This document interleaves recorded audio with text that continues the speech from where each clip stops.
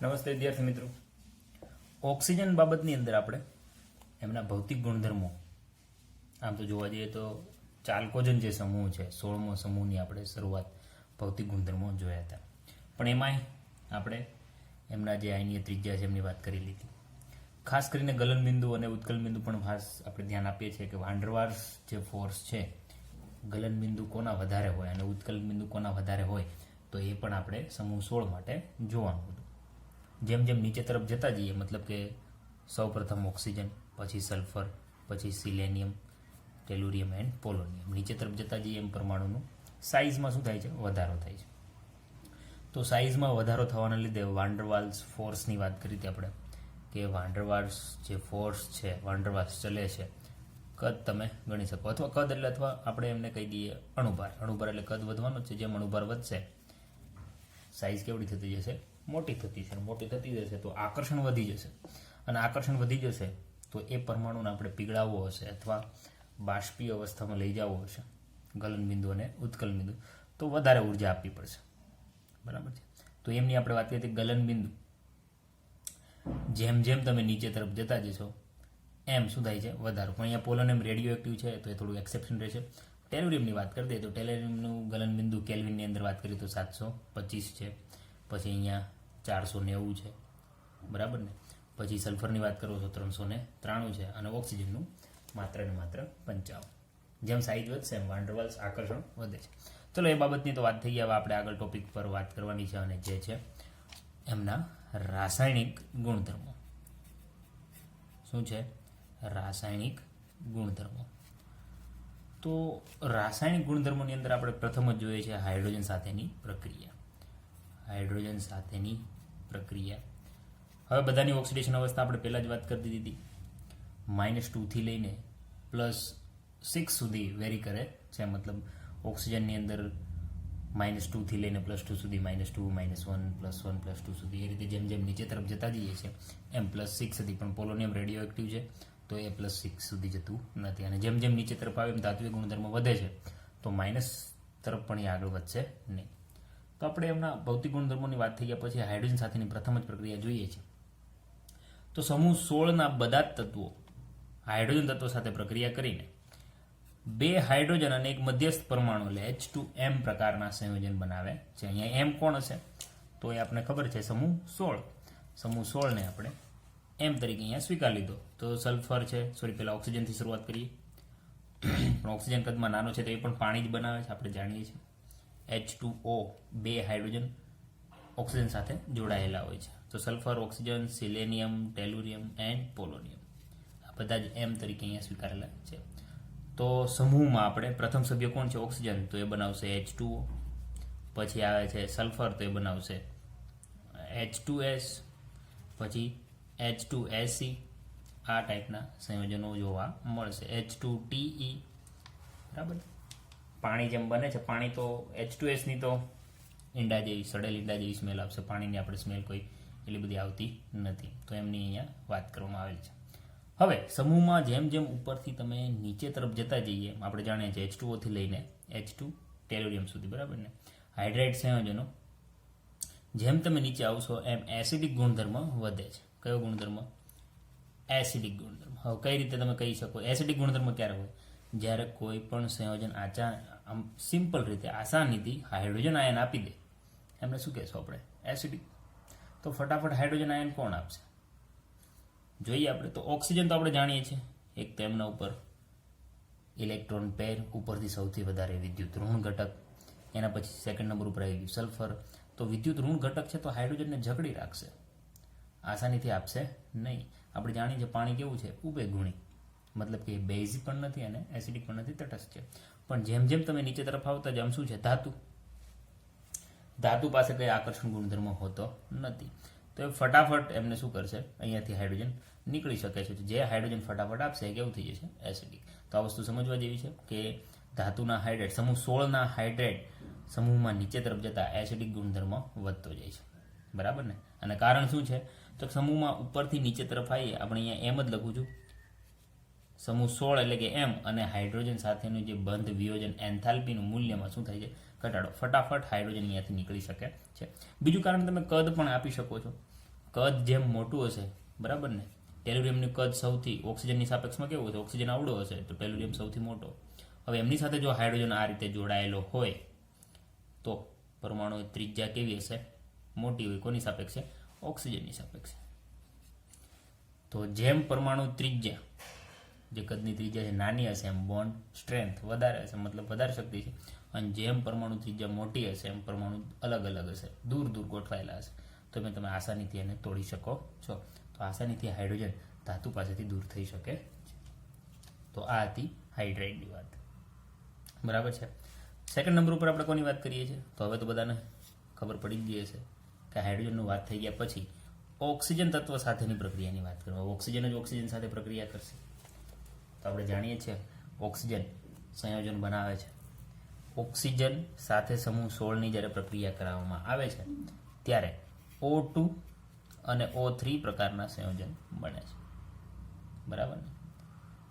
હવે આપણે અહીંયા સમૂહ 16ને આગળ M લગાડી દઈએ તો MO2 અને MO3 પ્રકારના સંયોજને બનાવે છે.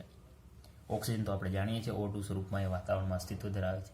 એ જ રીતે ઓક્સિજન O3 સ્વરૂપમાં પણ વાતાવરણમાં અસ્તિત્વ ધરાવે છે. અહીંયા M તરીકે આપણે ઓક્સિજન લઈશું નહીં, કારણ કે ઓલરેડી ઓક્સિજનનો ઉલ્લેખ થઈ ગયો છે. તો M તરીકે આપણે કોને લઈશું? Sulphur, selenium, tellurium and polonium. આપણે એમની અહીંયા વાત કરીશું, બરાબર છે. તો સમૂહ 16 ઓક્સિજન સાથે પ્રક્રિયા કરીને MO2 અને MO3 પ્રકારના ઓક્સાઇડ બનાવે છે. આ હાઇડ્રાઇડ હતા, આ છે આપણા ઓક્સાઇડ, બરાબર. O2 વાતાવરણમાં અસ્તિત્વ ધરાવે છે. O3 ઓઝોન, જેને આપણે રક્ષક તરીકે ઓળખીએ છીએ, ઓઝોનનું લેયર આપણે વાત કરીએ છીએ. પ્રદૂષણ વધતું જાય છે, ઓઝોનનું લેયર ઘટતું જાય છે, સૂર્યના પારજાંબલી કિરણો આપણા ઉપર આવે છે, ઘણી બધી વાત સાંભળેલી છે આપણે, તે હકીકત છે. તો O3 એટલે શું થઈ જશે? ઓઝોન, બરાબર. તો આ રીતે અહીંયા આપણે ઓઝોનની પણ વાત કરેલી. તો એ પ્રકારના સંયોજનો બનાવે છે ઓઝોન. પછી આપણે ઓક્સિજનની વાત કર્યા પછી નીચે તરફ આવીએ તો સલ્ફર ઓક્સિજન સાથે મળીને O2 એટલે સલ્ફર ડાયોક્સાઇડ અને સલ્ફર ટ્રાયોક્સાઇડ પણ બનાવે છે. સલ્ફર ડાયોક્સાઇડ અને સલ્ફર ટ્રાયોક્સાઇડ. સલ્ફર ડાયોક્સાઇડ વાયુ સ્વરૂપે જોવા મળે છે, એ જ રીતે, બરાબર. એ જ રીતે SiO2, સિલેનિયમ ડાયોક્સાઇડ, એ ઘન સ્વરૂપે જોવા મળે છે. જેમ જેમ નીચે જતા જઈશું આપણે શું કીધું? ફોર્સ ઓફ એટ્રેક્શન એટલે કે વાન્ડરવાલ્સ ફોર્સ એમના ઉપર વધતી જશે, પરમાણુ ભેગા રહેવાનો પ્રયત્ન કરશે. જેમ એટ્રેક્શન વધારે હશે એમ ઘન અવસ્થા, થોડું ઓછું હશે એટલે પ્રવાહી, પછી બહુ એકદમ ઓછું થઈ જશે એટ્રેક્શન તો શું થઈ જશે? વાયુ અવસ્થા. તો આ થઈ ગઈ વાત અહીંયા, બરાબર છે. હવે જેમ જેમ નીચે તરફ જઈએ, સિલિનિયમ પછી ટેલુરિયમ, ટેલુરિયમ પછી પોલોનિયમ. તો આ જે ડાયોક્સાઇડ સંયોજનો છે કેવા છે? સારામાં સારા રિડક્શન કરતા તરીકેને ઉપયોગમાં લેવામાં આવે છે, બરાબર. એમાં એક ખાસ રિડક્શન કરતા કોણ છે? કે જેમનું ઓક્સિડેશન થતું હોય. રિડક્શન કરતા કોણ હોય? જેમનું ઓક્સિડેશન થતું હોય. ઓક્સિડેશન કરતા કોણ હોય? જેમનું રિડક્શન થતું હોય. મતલબ જે અવસ્થામાં છે, અહીંયા સલ્ફર +4 અવસ્થામાં છે, તો એ સંયોજન બનાવીને શું બનાવી દેશે? +6 અવસ્થામાં જવાનો પ્રયત્ન કરશે, કારણ કે પોતાનું ઓક્સિડેશન થશે ત્યારે જ બીજાનું શું કરી શકશે? રિડક્શન કરતા કોણ હોય? જેમનું ઓક્સિડેશન થતું હોય. તો સલ્ફર ડાયોક્સાઇડ અને ટેલુરિયમ ડાયોક્સાઇડ જેમ જેમ નીચે તરફ આવશો એમ એ રિડક્શન કરતાનો ગુણધર્મમાં શું થાય છે? ઘટાડો. અને ખાસ કરીને સલ્ફર ડાયોક્સાઇડ તો સારામાં સારું રિડક્શન કરતા છે. તો જેમ જેમ તમે નીચે તરફ આવશો, નીચે તરફ મતલબ અહીંયા સલ્ફરથી તમે નીચે તરફ આવશો એમ રિડક્શન કરતાનો ગુણધર્મ ઘટશે. તો કોનો ગુણધર્મ વધશે? વિરુદ્ધ એમને ઓક્સિડેશન કરતાનો. રિડક્શન કરતાનો ગુણધર્મ ઘટે તો કોનો વધે? ઓક્સિડેશન કરતાનો ગુણધર્મ વધે છે, બરાબર છે. તો આ બધા જ જે ઓક્સાઇડ છે એ એસિડિક સ્વભાવ ધરાવે છે. તો આ હતી ઓક્સિજન પ્રત્યેની વાત, એટલે કે ઓક્સાઇડ કઈ રીતે બનાવે છે એમની વાત. ચલો આગળ વધીએ. ઘણું બધું છે હજી તો રાસાયણિક ગુણધર્મની અંદર. O2 કઈ રીતે બને છે પણ આપણે જોવાનું છે કે ઓક્સિજન કઈ રીતે બને. પછી આપણે ત્રીજી વાત કરીએ છીએ હેલોજન સાથેની, કે સમૂહ 16 હેલોજન એટલે કોણ છે? X, સમૂહ 17 FCl, Br અને I. અહીંયા કાઉન્સમાં લખી દઈએ આપણે FCl, Br એન્ડ I સાથે પ્રક્રિયા કરીને શું બનાવે છે તો એ જાણવું જરૂરી છે. હવે બધાનું જ્યાં સુધી તમને ઓક્સિડેશન અવસ્થા ખબર હશે, જેમ કે ઓક્સિજન 2 બંધ બનાવે, સલ્ફર પણ 2, 4, 6 બંધ બનાવી શકે છે, 6 થી વધારે બનાવી શકતો નથી. જેટલી એમની ઇલેક્ટ્રોનની ચાહત એ પ્રમાણે બંધ બનાવે છે. પણ આપણે જાણીએ છીએ કે હેલોજન બધા ઉપર માઇનસ ચાર્જ હોય છે, મતલબ કે સમૂહ 17ની સામાન્ય ઇલેક્ટ્રોન રચના શું છે? NH2 NP5, મતલબ એમની બાહ્યકોષમાં 7 ઇલેક્ટ્રોન તો પહેલેથી જ હાજર છે. તો એમને માત્ર જરૂર કેટલાની છે? એક ઇલેક્ટ્રોનની જરૂર છે, એટલા માટે કેવો ચાર્જ છે? માઇનસ. તો એ પ્રમાણે એ બંધ બનાવશે. તો સમૂહ 16ના તત્વો હેલોજન સાથે પ્રક્રિયા કરીને જુઓ કઈ કઈ પ્રકારના બંધ બનાવે છે. એમ તો તમને ખબર જ છે, એમ એટલે કોણ બતાવવું જોઈએ? સમૂહ 16. MX6 પ્રકારના કોણ બનાવશે? 6 કોણ બનાવશે? સલ્ફર. MX4 પ્રકારના આ પણ કોણ બનાવશે? ઓક્સિજન આ પ્રકારના બંધ બનાવી શકતો નથી, કારણ કે એમની કેપેસિટી જ નથી. કોણ નડે છે? તો આપણે જોઈ લઈશું ઓક્સિજનને અનિયમિત ગુણધર્મો, બરાબર ને, જેમ આપણે N2 ની અંદર જોયું હતું. MX4 પ્રકારના પછી શું બનાવશે? MX2 પ્રકારના. જુઓ તો બધી ઓક્સિડેશન અહીંયા અવસ્થા અહીંયા આવી ગઈ, 2 4 6. તો આ પ્રકારના સંયોજનો એ હેલાઇડ સંયોજનો બનાવે છે. અહીંયા M એટલે સમૂહ 16 અને X એટલે કોણ છે? હેલોજન તત્વ. તો હેલાઇડ સંયોજનો સ્થાયીતાનો ક્રમ તમને પૂછવામાં આવે, સૌથી વધારે સ્થાયી કોણ છે? જેમની ઓછી ઉર્જા હોય એ, બંધ મજબૂત હોય, બરાબર ને. તો અહીંયા આપણે બતાવવામાં આવે તો F સૌથી વધારે સ્થાયી, પછી Cl, પછી Br એન્ડ પછી I, કારણ કે જેમ જેમ નીચે તરફ જાવ છો એમ કદમાં શું થાય છે? વધારો, બરાબર ને. તો અહીંયા હેક્ઝા એટલે કોણ થાય? MX6. તો હેક્ઝા હેલાઇડ સંયોજનો પૈકી માત્ર હેક્ઝા જે ફ્લોરાઇડ છે, એટલે કે SF6 જે બને છે, સૌથી વધારે સ્થાયી સંયોજન છે, બરાબર ને. આ પ્રાયોગિક માહિતી છે. SCl6 કેમ સ્થાયી નથી? SBr6 કેમ થાય નથી? બરાબર ને, કારણ કે જેમ જેમ નીચે તરફ કદ વધતું જાય છે, કદ વધવાને લીધે બોન્ડ લેન્થ એટલે કે બંધ લંબાઈ મોટી થતી જશે, આસાનીથી રહી શકતા નથી. તો સૌથી વધારે હેક્ઝામાં MX6 પ્રકારમાં કોણ છે? SF6. તો આ હતા આપણા હેલોજન સંયોજનો, કે હેલોજન પરમાણુઓ સમૂહ 16 સાથે પ્રક્રિયા કરીને કેવા કેવા પ્રકારના સંયોજનો બનાવે છે, બરાબર. હવે ઓક્સિજનની વાત કરવા જઈએ આપણે તો ઓક્સિજન OF2 સાથે બંધ બનાવે છે, પણ ઓક્સિજન ત્યાં કેવો થઈ જશે? પ્લસ, કારણ કે OF2 પ્રકારના જો બંધ બનાવશે તો આવર્ત કોષ્ટકની અંદર સૌથી વધારે ઋણ તત્વ કોણ છે? વિદ્યુત ઋણ ફ્લોરિન. તો ફ્લોરિન પર માઇનસ ચાર્જ આવશે અને ઓક્સિજન ઉપર +2.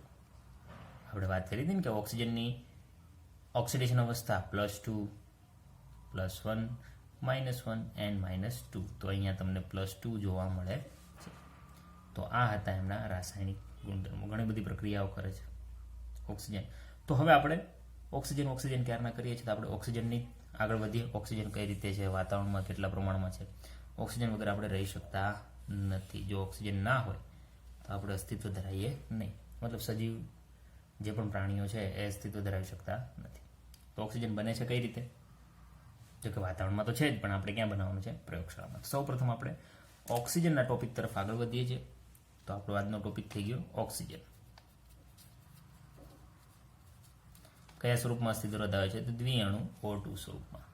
O2 સ્વરૂપમાં એ અસ્તિત્વ ધરાવે. સૌ પ્રથમ આપણે એમની બનાવટ જોઈ લઈએ, કઈ રીતે એમને આપણે બનાવી શકીએ છીએ. જો એક તો ઓઝોન સ્વરૂપે પણ છે, પણ ઓઝોન અથવા આપણે એમ કહી શકીએ કે O2 નું ડાયરેક્ટ ઓઝોનની અંદર રૂપાંતર થઈ જાય.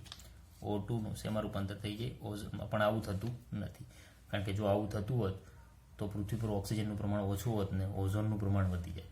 એટલે આ બધું પોતાની જાતે સ્વયં રીતે થતું નથી.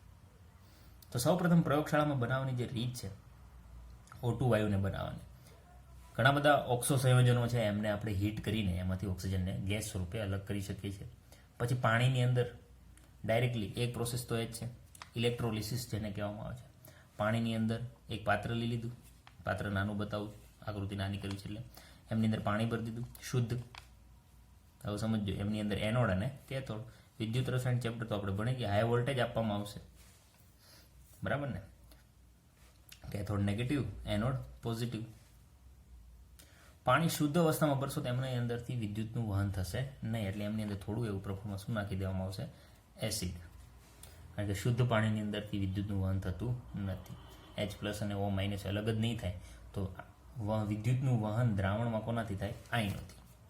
કોનાથી થાય? દ્રાવણની અંદર જો વિદ્યુતનું વહન થતું હોય તો એમની અંદર આયનો હાજર હોવા જોઈએ. તો શુદ્ધ પાણીની અંદર આયનો બનશે નહીં, તેથી વિદ્યુતનું વહન થતું નથી.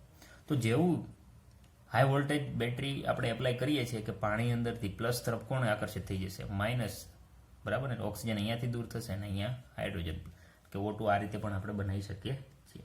બીજા ઘણા બધા સંયોજન છે. એમાંની પહેલી રીત આપણે એક તો જોઈ લીધી, આપણે બીજી રીત કરીએ. KClO3, KClO3 આમને હીટ કરો તો અહીંયાથી શું અલગ થઈ જશે, બરાબર ને. MnO2 ની હાજરીમાં ડાયરેક્ટ ગરમ કરશો તો KCl અલગ થઈ જશે ને O2 ગેસ બહાર નીકળશે. સંતુલન કરવાની જરૂર છે તો 2 KCl 3 O2, અહીંયા આપણે 2 મૂકી દઈએ. સંતુલન આપણે રીતે કરીએ. એ જ રીતે H2O2 છે, બરાબર ને. હમણાં વાત કરીએ એમ અહીંયા આપણે પ્રક્રિયા લખવી તો H2O નું વિદ્યુત વિભાજન, ઇલેક્ટ્રોલિસિસ, વિદ્યુત વિભાજન કરશું તો H2 અને O2 મળશે આ પ્રોસેસથી, બરાબર. હજી આપણે આગળ વાત કરીએ, જેમ કે આપણી પાસે હાઇડ્રોજન પેરોક્સાઇડ છે, એમનું પણ વિભાજન કરો. H2O2 નું હાઇડ્રોજન પેરોક્સાઇડ આમનું વિભાજન કરો તો શું મળશે, H2O પ્લસ O2, પાણીનું પ્રમાણ મળશે અને O2 મળશે. એ પણ થઈ શકે છે, તો O2 ગમે રીતે મળે. પછી ધાતુના ઓક્સાઇડ લઈ લો, જેમ કે ધાતુના ઓક્સાઇડ એટલે જેમ કે સિલ્વર ઓક્સાઇડ Ag2O, આમને હીટઅપ કરો તો સિલ્વર અલગ થઈ જશે. આ આપણે પ્રોસેસ જોયેલી છે ધાતુના અલગીકરણ ચેપ્ટરની અંદર, બરાબર ને. અહીંયાથી ઓક્સિજન PbO2 છે, ગમે તે ધાતુ લઈ શકો તમે. PbO2 છે, અમને હીટઅપ કરો તો PbO મળશે અને O2 અલગ થઈ જશે. તો ઘણી બધીની અંદરથી H2O2 વાળું છે, અહીંયા મેંગેનીઝ ડાયોક્સાઇડનો ઉપયોગ કરવામાં આવે છે તો ડાયોક્સિજન અહીંયાથી ગેસ પણ બહાર નીકળે છે. તો ઓક્સિજન આપણે આ રીતે મેળવી શકીએ છીએ. કાર્બન ડાયોક્સાઇડ છે, બરાબર ને, CO2. તો ડાયોક્સિજન વાયુનો ઔદ્યોગિક ઉત્પાદનની વાત કરવામાં આવે, સૌપ્રથમ હવામાંથી કાર્બન ડાયોક્સાઇડ અને પાણીની વરાળ દૂર કરવામાં આવે છે અને ત્યારબાદ વાયુ મિશ્રણને પ્રવાહીકરણ એટલે કે પ્રવાહી સ્વરૂપમાં ફેરવવામાં આવશે.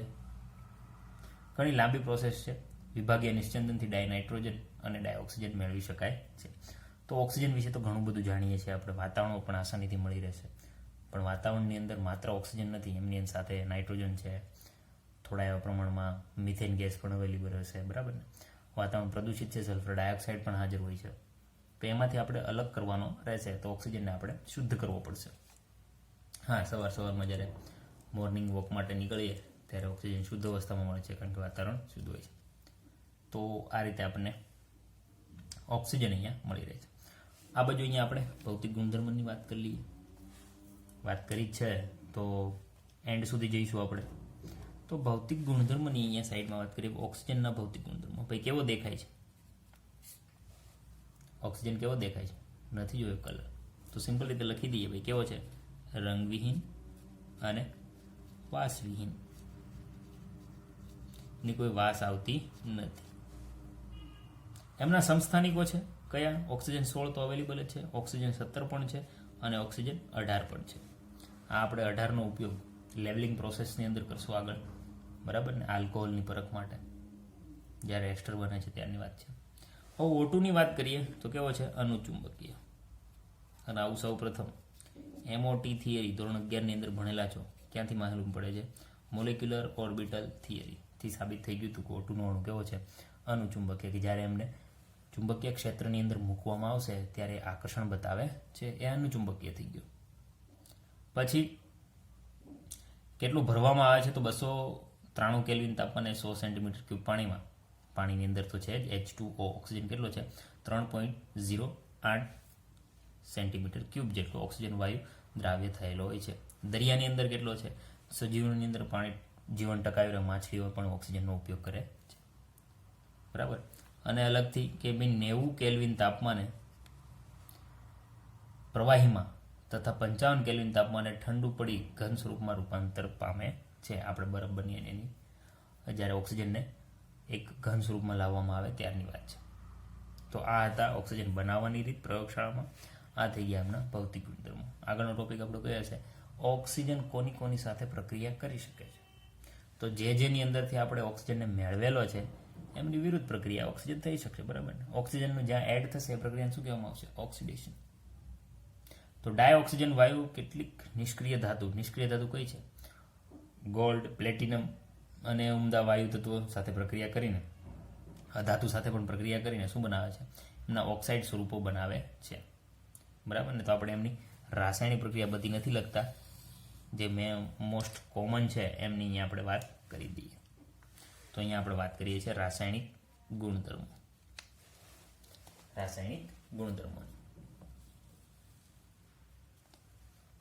સૌપ્રથમ તો જેમ કે આપણે કેલ્શિયમની O2 સાથે પ્રક્રિયા કરાવી દીધી, શું બનાવી દેશે? Calcium oxide. ગુંજન પ્રક્રિયાઓ ઘણી બધી આપણે જોઈ હતી, બરાબર ને? એલ્યુમિનિયમની O2 સાથે પ્રક્રિયા કરાવી દીધી, શું બનાવી દેશે? Al2O3. કાર્બનની O2 સાથે પ્રક્રિયા કરાવી દીધી, શું કરી દેશે? કાર્બન ડાયોક્સાઇડ તેમજ કાર્બન મોનોક્સાઇડ. P4 ફોસ્ફરસ, સફેદ ફોસ્ફરસની આપણે ઓક્સિજન સાથે પ્રક્રિયા કરી દીધી, 5 ઓક્સિજન લઈ લઈએ તો બનાવી દેશે P4O10. આપણે ભણી ગયા છીએ, બરાબર ને? એ જ રીતે મિથેન ગેસ છે એમની દહન પ્રક્રિયા, જ્યાં પણ ઓક્સિજન હાજર છે, શું છે? દહનશીલ છે. દહન પ્રક્રિયા કરવામાં આવશે, શું મળશે અહીંયાથી? સિમ્પલ વસ્તુ છે, કાર્બન ડાયોક્સાઇડ અને હાઇડ્રોજન ઓક્સિજન સાથે ભેગા થઈને શું બને છે? પાણી. પછી સલ્ફર ડાયોક્સાઇડની O2 સાથે પ્રક્રિયા કરે અને V2O5, વેનેડિયમ પેન્ટોક્સાઇડ. હા, V2O5 બનાવવા પણ ઓક્સિજનની જરૂર પડશે, તો ત્યાં તમને સલ્ફર ટ્રાયોક્સાઇડ બનાવી શકે છે. આપણે સલ્ફ્યુરિક એસિડની જ્યારે પ્રોસેસ થશે ત્યારે આપણે યાદ રાખજો, સલ્ફ્યુરિક એસિડની બનાવટની અંદર એક મધ્યસ્થી તબક્કા તરીકે ઉપયોગી છે. HClની પ્રક્રિયા કરાવો +O2 ક્યુપ્રસ ક્લોરાઇડની હાજરીમાં, તો Cl2 ગેસ મળશે અને પાણીના અણુઓ મળશે. તો ઓક્સિજન તત્વ મોસ્ટલી પોતાની રીતે એક ઓક્સિજનના ઉમેરા તરીકે ઓક્સાઇડ સંયોજનો બનાવવા માટે છે, અને O2 દહનશીલ છે. જ્યારે પણ આગ લાગી હશે તેમાં ઓક્સિજનની જરૂર પડે છે, ઓક્સિજન વગર આગ લાગી શકતી નથી. તો ઉપયોગની અંદર શું લખવાનું હવે? તો સિમ્પલ કે ઉપયોગ શું છે? તો ભાઈ ડાયોક્સિજન વાયુ, એમના વગર તો જીવન શક્ય જ નથી. તો શ્વસન ક્રિયામાં તથા દહન પ્રક્રિયામાં એ ઉપયોગી છે. પછી સ્ટીલ છે, સ્ટીલની બનાવટમાં ઉપયોગમાં થાય છે, બરાબર ને? અહીંયા લખી દઉં છું, સ્ટીલની બનાવટમાં. ઓક્સી એસિટિલિન જ્યોત આવે છે, બરાબર ને? જેનું તાપમાન સૌથી વધારે હોય. ઓક્સી એસિટિલિન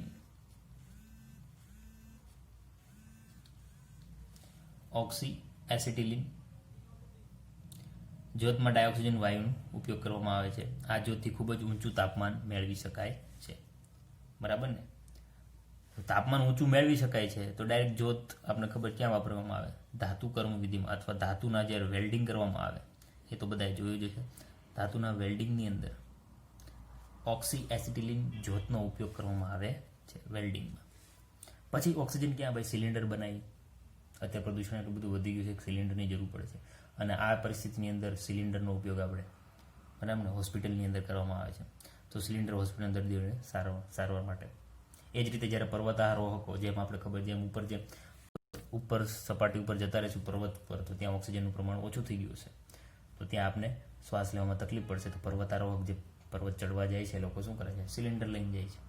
એ જ રીતે જેમ ઉપર જઈએ છીએ એમ આપણે દરિયાની અંદર પણ ડૂબકી લગાવીએ છીએ, બરાબર ને? તો દરિયાની અંદર ડૂબકી લગાવવા, પાણીમાં ઊંડે જતા આપણે જેને મરજીવાઓ કહીએ છીએ, એ પણ સિલિન્ડરનો ઉપયોગ કરે છે. પ્લેનની અંદર પણ ઓક્સિજનની કમી આવે ત્યારે ઓટોમેટિક માસ્ક આવે છે. તો ઓક્સિજન આપણા જીવન માટે ખૂબ જ જરૂરી છે અને ખૂબ જ અગત્યનું પણ છે, બરાબર છે? તો આ હતું ઓક્સિજનનો આખો પાર્ટ. હવે આપણે એ જોવાનું છે કે ઓક્સિજન સમૂહમાં અલગ કઈ રીતે પડે છે. સિમ્પલ વસ્તુ, જેમ આપણે નાઇટ્રોજન વિશે જોયું હતું એમ ઓક્સિજન વિશે પણ આપણે જોવાનું છે. તો આપણે એ હેડિંગ મારીએ કે ઓક્સિજનનું અનિયમિતપણું. હવે બધાને ખબર જ છે, જેમ નાઇટ્રોજનની અંદર હતું 3D કક્ષક નથી, એમ ઓક્સિજનની અંદર પણ 3D કક્ષક નથી, કદ નાનું છે. ચલો પોઈન્ટ લખતા જઈએ ને આપણે આગળ વાત કરીએ. તો અત્યારનું હેડિંગ થઈ જશે આપણું ઓક્સિજન તત્વ સમૂહમાં અલગ પડવું અથવા અનિયમિતપણું પણ આપણે બતાવી શકીએ. તો O2 નું અનિયમિતપણું શું હશે? તો નંબર 1 જ ડાયરેક્ટ આપણે શું લખી લેવાનું છે? કદ. સંયોજન, ઓક્સિજનની વાત કરો, બરાબર ને? અહીં આપણે O2 ના લખી શકીએ, ઓક્સિજનની વાત કરીએ. સમૂહમાં સૌથી વડીલ છે પણ કદમાં કેવો છે? સૌથી નાનો. જેમ તમે નીચે તરફ જતા જશો એમ કદમાં શું થશે? વધારો. તો કદમાં સૌથી નાનો છે, તો એક વસ્તુ થઈ જશે, બરાબર? બીજી તરફ કહેવા જઈએ તો ઓક્સિજન છે એ વાયુ સ્વરૂપે જોવા મળે છે, જ્યારે બાકી બધા નીચે તરફ જતા જશે એમ ઘન સ્વરૂપમાં. જ્યારે અન્ય તત્વો કેવા છે? ઘન સ્વરૂપે છે.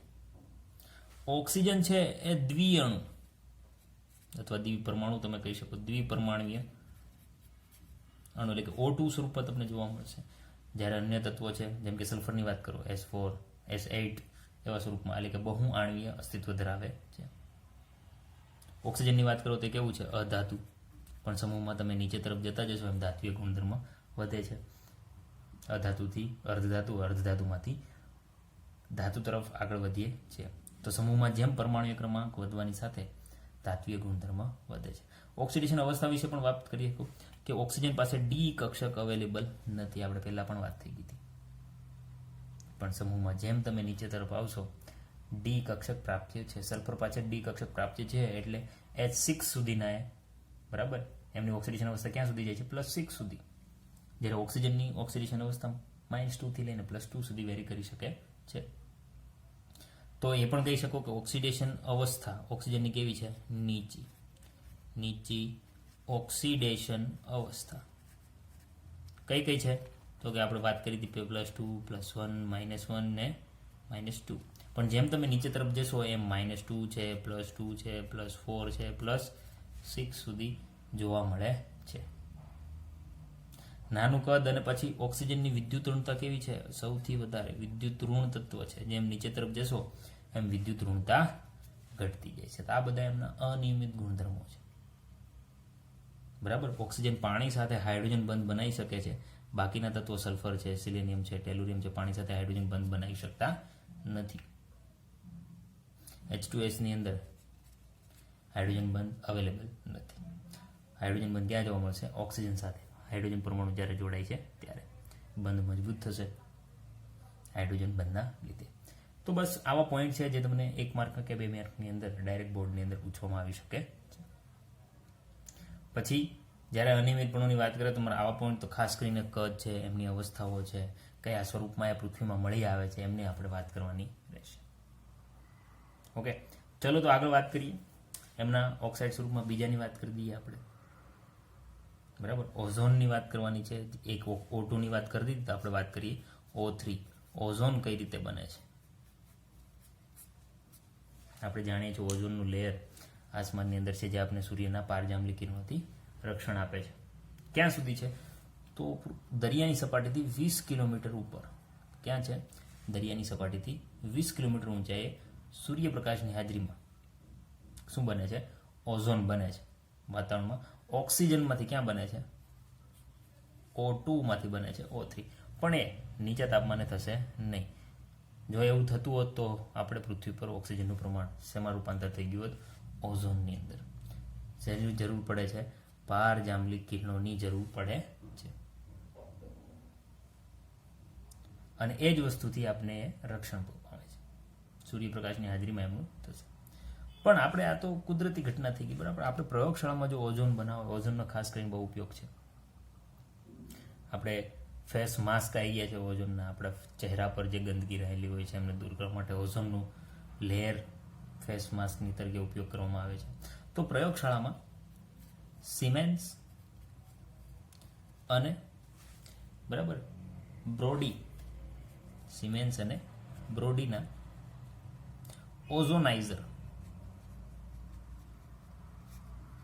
ઓઝોનાઇઝર સાધનોનો ઉપયોગ કરીને ઓઝોન વાયુ બનાવી શકાય છે. હવે સિમેન્સના અહીંયા એ લખવું જરૂરી છે. સિમેન્સના જે ઓઝોનાઇઝર છે એ ઠંડા શુષ્ક ઓક્સિજનને અહીંયા બધું લખી દઈએ આપણે. ઠંડા શુષ્ક એટલે કે ડ્રાય જે સુકાયેલા ઓક્સિજનને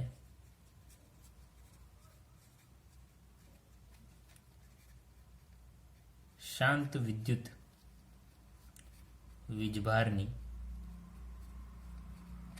હાજરીમાં પસાર કરતા શું બની જશે? ઓઝોન મળે છે. સિમ્પલ વસ્તુ છે. પ્રોસેસ પણ કંઈક O2 વાળી જ છે. આપણે ડાયરેક્ટ આપણે O3 ની અંદર એમનું રૂપાંતર કરી શકીએ છીએ. 142.7 કિલો જૂલ પર મોલ એનર્જીની વાત કરવામાં આવે ત્યારે. બરાબર. તો ઔદ્યોગિક પ્રયોગશાળાની અંદર આ રીતે વાપરવામાં આવે છે. ઔદ્યોગિક ઉત્પાદનો માટે આ પ્રયોગશાળાની વાત થઈ ગઈ, સિમેન્સ અને બ્રોડીની સાધનોની વાત કરવામાં આવે. પણ જ્યારે ઔદ્યોગિક ઉત્પાદનની અંદર સિમેન્સ અને હેલેસ્કે ના ઓઝોનાઇઝર વપરાય છે, જેમની અંદર એલ્યુમિનિયમના સળિયાઓ હોય છે. સળિયાઓ વચ્ચે 8000થી લઈને 10000 હાઈ વોલ્ટેજ આપવામાં આવે છે. એસિડિક પાણીની અંદર આપણે પહેલાં પણ વાત કરી હતી, O2 ઉત્પન્ન કરી શકાય છે. એમ ત્યાં જ O2ની 5% ઓક્સિજન ઉત્પન્ન થશે અને 95% જેટલો ઓઝોન વાયુ ઉત્પન્ન થાય છે. 5% O2, 95% જેટલો O3 એનોડ પરથી ઉત્પન્ન થશે જોવા મળશે. તો ઓઝોન વાયુ આપણે માત્ર એક રિએક્શન યાદ રાખવાની છે, O2માંથી ઓઝોનને બનાવી શકીએ છીએ. તો O2નું તો આપણે ખબર છે, ઓક્સિજન દ્વિબંધ સાથે ઓક્સિજન જોડાયેલો હોય છે, બરાબર ને. હમણાં જ વાત કરી દ્વિબંધ તમને, હા તમે આ પણ અનિયમિતપણાની અંદર વાત કરી શકો છો કે ઓક્સિજન દ્વિબંધ બનાવી શકે છે, પણ જેમ જેમ નીચે તરફ જશો એમ દ્વિબંધ કોઈ બનાવી શકતું નથી, બરાબર ને. તો આ રીતે ઓઝોન બનાવી શકાય છે. વાત કરીએ ભૌતિક ગુણધર્મોની, સિમ્પલ છે થોડું, એટલે ફટાફટ લઈએ છીએ, બરાબર ને. ભૌતિક ગુણધર્મોની વાત કરીએ આપણે,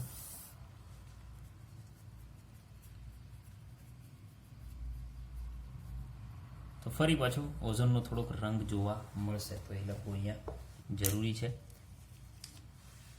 ઓઝોન વાયુ યાદ રાખજો, ઓઝોન કેવા સ્વરૂપમાં હોય? વાયુ સ્વરૂપમાં ત્યારે ભૂરો રંગ બતાવે, પ્રવાહી સ્વરૂપમાં હશે ત્યારે ઘેરો ભૂરો, ડાર્ક ભૂરો તમે કહી શકો, બ્લુ ટાઈપનો, બરાબર. અને જો ઘન સ્વરૂપમાં હોય તો એ જાંબલી પ્રકારનો રંગ બતાવે છે. અલગ અલગ અવસ્થામાં પોતાનો અલગ અલગ રંગ બતાવે છે. કોઈ લાક્ષણિક વાસ ધરાવે છે, મતલબ એ ગંધવિહીન તો છે નહીં, લાક્ષણિક વાસ. ઓઝોનનું ઓછું પ્રમાણ, બરાબર ને, નુકસાનકારક નથી, પરંતુ તેનું પ્રમાણ જો 100 ppm કરતાં આપણા શરીરની અંદર વધી જાય, શ્વાસોશ્વાસની ક્રિયામાં વધી જાય, તો શ્વાસ લેવામાં તકલીફ ઊભી થઈ જાય છે, અને પરિણામે આપણે માથામાં દુખાવો, અને જો આ પરિસ્થિતિ વધતી જાય તો આપણું મૃત્યુ પણ થઈ શકે છે. હવે આપણે ઓઝોનના સંસ્પંદન સૂત્રો ખાસ કરીને યાદ રાખવાના છે. સંસ્પંદન સૂત્રો કોને કહેવાય? જ્યારે એક સૂત્ર પોતાની સ્થાયીતા સમજાવી શકતું નથી ત્યારે આપણે અલગ અલગ સૂત્રો આપવા પડે છે. O3 છે તો ઓક્સિજન અહીંયા દ્વિબંધથી જોડાયેલા જ છે. હવે અહીંયા લોન પેર ઓફ ઇલેક્ટ્રોન હાજર છે, આમની પાસે પણ લોન પેર ઓફ ઇલેક્ટ્રોન હાજર છે. કેટલા? આમ તો 4 હોવા જોઈએ, પણ એ 4માંથી જ્યારે ત્રીજો ઓક્સિજન આવે છે તેમની પાસે જે લોન પેર ઓફ ઇલેક્ટ્રોન છે કેટલા છે?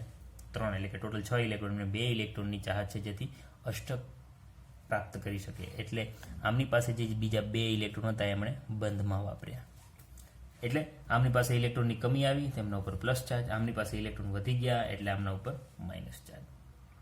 પ્લસ માઇનસ એકબીજાને શું કરે? કેન્સલ. ટોટલ ચાર્જ 0, જેથી એ સ્થાયીતા પ્રાપ્ત કરે છે. એવું આ ઓક્સિજન સાથે પણ થઈ શકે છે. તો હું આ રીતે પણ બતાવી શકું, ઓક્સિજન ઉપર પ્લસ ચાર્જ, અહીંયા આવી જાય સિંગલ બંધ, તો અહીંયા આવી જશે માઇનસ, અને દ્વિબંધ આવે આ બાજુ, 6 ઇલેક્ટ્રોન, અને આમની પાસે એક પણ નહીં, બરાબર છે. તમે આ રીતે પ્લસ ચાર્જ આવ્યો એટલે અહીંયા 2 ઇલેક્ટ્રોન છે, તો એક સાઈડ અહીંયા બંધ છે, બીજી સાઈડ અહીંયા, તો તમે આ રીતે સ્ટ્રક્ચર બતાવી શકો. ઓક્સિજન એક બંધ તો કમ્પ્લીટ છે, બીજો બંધ આપણે તૂટક રેખાથી બતાવી દઈએ. બોન્ડ એંગલ કેટલો છે? 117 ડિગ્રી, બરાબર. તો આ શું થઈ ગયા? એમના સંસ્પંદન સૂત્રો. જેમ સંસ્પંદન સૂત્રો વધારે હશે એમ સ્થાયીતા એ વધારે પ્રાપ્ત કરે છે, બરાબર. ચાલો, તો ભૌતિક ગુણધર્મો જોયા પછી આપણે એમના રાસાયણિક ગુણધર્મો તરફ આગળ વધીએ. તો રાસાયણિક ગુણધર્મની અંદર કોની કોની સાથે ઓઝોન પ્રક્રિયા કરે છે, કઈ કઈ નિપજ આપે છે, એ આપણે વાત કરવાની છે. તો રાસાયણિક ગુણધર્મોની અંદર સિમ્પલ છે, O3 છે, એમનું વિઘટન કરવામાં આવશે, શું મળશે ત્યાંથી આપણે? O2. તો O3 નું વિઘટન કરીને શું બની શકે છે? O2 અને એક ઓક્સિજન, બરાબર. આ જે ઓક્સિજન છે એમને નવજાત ઓક્સિજન તરીકે ઓળખવામાં આવે છે, નવો જન્મેલો, બરાબર ને, કારણ કે સિંગલ ઓક્સિજન અસ્તિત્વ ધરાવતો નથી. તો ઓઝોનના વિઘટનથી ડાયોક્સિજન એટલે કે ઓક્સિજન ગેસ અને નવજાત ઓક્સિજન મળે છે. તો તો ઓઝોન આપણે કહી શકીએ તે પ્રબળ ઓક્સિડેશન કરતા તરીકે વર્તે છે. ઓક્સિડેશન કરતા કોણ હોય કે જેમનું સ્વયંનું રિડક્શન થતું હોય, બરાબર ને. તો રિડક્શન એટલે શું થાય? રિડક્શન એટલે હાઇડ્રોજનનો ઉમેરો અથવા ઓક્સિજનનું દૂર થવું. તો અહીંયાથી ઓક્સિજન દૂર થાય છે. એ જ રીતે લેડ સલ્ફાઇડ સાથે PbS સાથે O3 ની પ્રોસેસ કરાવી દો તો આપણે મળે છે PbSO4. સારામાં સારો અહીંયા ઓક્સિડેશન કરતા તરીકેનું કાર્ય કરે છે અને વધારામાં આપણે O2 ગેસ મળશે. બીજી ધાતુ સાથે આપણે પ્રક્રિયા કરીએ અથવા કોઈ પણ આપણે I- લઈ લઈએ, બરાબર ને. આમની પ્રોસેસ તમે H2O સાથે ઓઝોનની હાજરીમાં કરાવી દેશો તમને અહીંયાથી OH- અને I2 ગેસ અલગ થઈ જશે. અહીંયા માઇનસ ચાર્જ છે, અહીંયા થઈ ગયો આઈનો 0 ચાર્જ. માઇનસમાંથી 0 મતલબ ઓક્સિડેશન આંકમાં થયો વધારો, બરાબર ને. પ્લસ તરફ આગળ વધે છે એટલે વધારો. તો શું થઈ ગયું? ઓક્સિડેશન, બરાબર ને. તો એ રીતે આપણે અહીંયા સંયોજન બતાવી શકીએ છીએ. એ રીતે તમે લેડનો અને સલ્ફરનો ઓક્સિડેશન આંક ગણતરી કરીને પણ અહીંયા સમજી શકો છો. પછી સુપરસોનિક જે જેટ વિમાનો આવે છે એનું જે સાયલેન્સર હોય છે, એક્ઝોસ્ટ, જ્યાંથી ધુમાડો દ્વારા બહાર નીકળતા વાયુમાં નાઇટ્રિક એસિડ હાજર હોય છે. સુપરસોનિકની વાત કરવામાં આવે છે, જે અવાજ કરતાં પણ ફૂલ સ્પીડથી ભાગે છે. નાઇટ્રસ ઓક્સાઇડ અને એમની સાથે ઓઝોન પ્રક્રિયા કરશે, મતલબ ઊંચે પ્રક્રિયા થશે ઓઝોનની, તો એ બનાવી દેશે નાઇટ્રોજન ડાયોક્સાઇડ. તો નાઇટ્રસ ઓક્સાઇડ એટલે NO, જે સુપરસોનિક જેટ પ્લેનમાંથી નીકળે છે, એમની વાતાવરણમાં પ્રક્રિયા થશે O3 સાથે, બનાવી દેશે નાઇટ્રોજન ડાયોક્સાઇડ અને O2 ગેસ ત્યાંથી રિલીઝ થશે. તો O2 ગેસની આ પણ પ્રોસેસ આપણે લખી શકીએ છીએ. આ જ પ્રમાણે ભેજયુક્ત સલ્ફર છે, બરાબર ને. સલ્ફરની પ્રોસેસ લઈ લઈએ. ભેજયુક્ત છે સલ્ફર સોલિડ અવસ્થામાં H2O ની હાજરીમાં O3 સાથે પ્રક્રિયા થશે તો એ બનાવી દેશે H2SO4, sulphuric acid. Acidic nature ધરાવે છે. ઓકે. ફોસ્ફરસ છે, એમની પાણી સાથે પ્રક્રિયા કરાવી દો O3 ઓઝોનની હાજરીમાં H3PO4 ફોસ્ફરિક એસિડ બનાવશે. ઓક્સો એસિડ સંયોજનો આ રીતે બનાવી શકે. એ જ રીતે આર્સેનિક સાથે પણ પ્રક્રિયા કરાવી શકાય છે. તો આ જે ઓક્સાઇડો બનાવે છે એમાં એસિડિક અને બેઝિક ગુણધર્મો ધરાવતા હોય છે. જેમ કે તમે અધાતુ ઓક્સાઇડ લઈ લો, જેમ કે સલ્ફર ડાયોક્સાઇડ છે, એમની પાણી સાથે પ્રક્રિયા કરાવી દો તો મોસ્ટલી એ શું બનાવશે? H2SO3. એસિડિક ઓક્સાઇડ બનાવે છે, જે સ્વભાવ કેવા હશે? એસિડિક. એ જે તમે કોઈ ધાતુ લઈ લો, જેમ કે કેલ્શિયમ છે ઓક્સાઇડ, એમની પાણી સાથે પ્રક્રિયા કરાવી દીધી તો એ કેલ્શિયમ હાઇડ્રોક્સાઇડ બનાવશે. એ કેવો હશે સ્વભાવ? બેઝિક. તો અધાતુ સાથે એસિડિક છે, ધાતુ સાથે બેઝિક છે. તો અમુક તત્વો એવા છે કે જેમની સાથે એસિડિક અને બેઝિક બંને પ્રકારના નેચર ધરાવતા સંયોજનો બનાવે છે. જેમ કે Al2O3 ની HCl ની હાજરીમાં તમે પ્રક્રિયા કરે તો એસિડ અને બેઝ સાથે બંને સાથે પ્રક્રિયા કરશે, મતલબ એ ઉભયગુણી છે, બરાબર ને. તો બધા જ પ્રકારના સંયોજનો અહીંયા તમને જોવા મળે છે. રાસાયણિક ગુણધર્મોની વાત ખતમ કર્યા પછી ઘણા બધા તત્વો સાથે આપણે વાત કરી લીધી. એમના ઉપયોગની વાત કરીએ. ઓઝોન તો સિમ્પલ ઉપયોગ તો આપણે જાણીએ છીએ કે આપણું સૂર્યપ્રકાશ જે પારજાંબલિક કિરણો આવે જે આપણા શરીરને નુકસાન કરે, ચામડીના કેન્સર થઈ શકે, ચામડીના બીજા પણ રોગો થઈ શકે, એનામાં આપણી રક્ષા કરે છે ઓઝોન વાયુનું સ્તર. ઓઝોન સારામાં સારું ઓક્સિડેશન કરતા હોવાથી આપણે વાત કરીએ ફેસ માસ્કની, આપણે ચામડીને, ફેસની જે ચામડી છે એમને શુદ્ધ રાખવા માટે, એક ચમકતી રાખવા માટે ઓઝોન સારામાં સારો છે. પીવાના પાણીને આપણે જીવાણુ મુક્ત કરવું હોય, પીવાના પાણીને જીવાણુ મુક્ત કરવા ઓઝોન લેમ્પ આવે છે માર્કેટની અંદર. પાણીને એમના નીચેથી અંડરમાંથી પસાર કરવામાં આવે તો જીવાણુ એમની અંદર રહેશે નહીં. પછી વિવિધ તેલ, લોટ, સ્ટાર્ચની બ્લીચિંગ પ્રોસેસ કરવી વિરંજન તરીકે, બરાબર ને. બ્લીચિંગ એજન્ટ તરીકે પણ એમનો ઉપયોગ થાય છે. પછી પોટેશિયમની આપણે વાત રહી ગઈ હતી. ઓક્સિજનના ઉત્પાદનની અંદર પોટેશિયમ પરમેંગેનેટનો ઉપયોગ થાય છે, બરાબર ને. પિંક ટાઈપનો કલર હોય છે પોટેશિયમ પરમેંગેનેટ.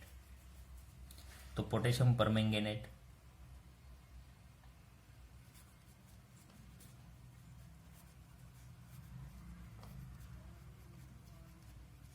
ઉત્પાદનમાં કેવું કાર્ય કરશે? ઓક્સિડેશન કરતા તરીકેનું કાર્ય કરે છે. તો આ રીતે એમના ઉપયોગ છે, બરાબર ને. તો ઓક્સિજનનું આપણે ઘણી બધી અહીંયા વાત કરી લીધી, બનાવટ જોઈ લીધી, એમના ઓક્સો એસિડ જોઈ લીધા, કેવા છે સ્વભાવ, એસિડિક, બેઝિક તેમજ Al2O3 જેવા છે સંયોજનો છે એ બંને પ્રકારના ગુણધર્મો ધરાવે છે. ગલનબિંદુની વાત કરીએ આપણે, ઉત્કલન બિંદુની વાત કરી દીધી, એમના સ્વભાવની વાત કરી દીધી, બરાબર ને. ઘણી બધી ઓક્સિજન વિશે માહિતી તમને હવે મળી ગઈ હશે. તો આટલી માહિતી મેળવ્યા પછી ઓક્સિજનનું અથવા એમના લગતા જે સંયોજનો હતો એમની વાત અહીંયા પૂરી કરીએ છીએ. હવે બધીની આપણે વાત નેક્સ્ટ લેક્ચરની અંદર જોઈશું.